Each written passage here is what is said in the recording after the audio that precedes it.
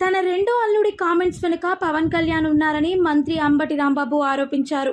నా అల్లుడితో పవనే మాట్లాడించారు. చంద్రబాబు సపోర్ట్ ఉంది. ఇది దుర్మార్గం కాదా? నా అల్లుడు కూతురి మధ్య మనస్పర్ధలు వచ్చాయి. కూతురు నా వద్దే ఉంటోంది. విడాకుల కోసం అల్లుడు కూకట్పల్లి కోర్టులో అప్లై చేశారు. ఇది మా కుటుంబ సమస్య. ఎన్నికల సమయంలో నా అల్లుడిని తెరపైకి తెచ్చారు అని అంబటి మండిపడ్డారు. సోషల్ మీడియాలోనూ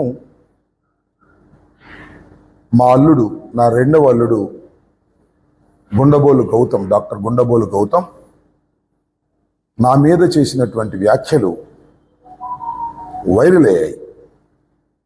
కొన్ని టీవీలు ప్రసారం కూడా చేశాయి.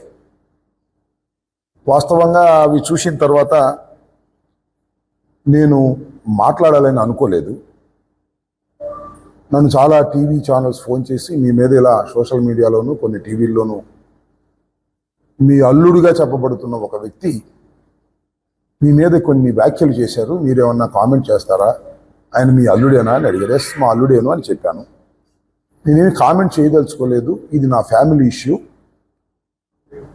అని నేను సున్నితంగా తప్పుకునే ప్రయత్నం చేశాను. నా అల్లుడు మాత్రమే మాట్లాడితే నేను అసలు మాట్లాడను.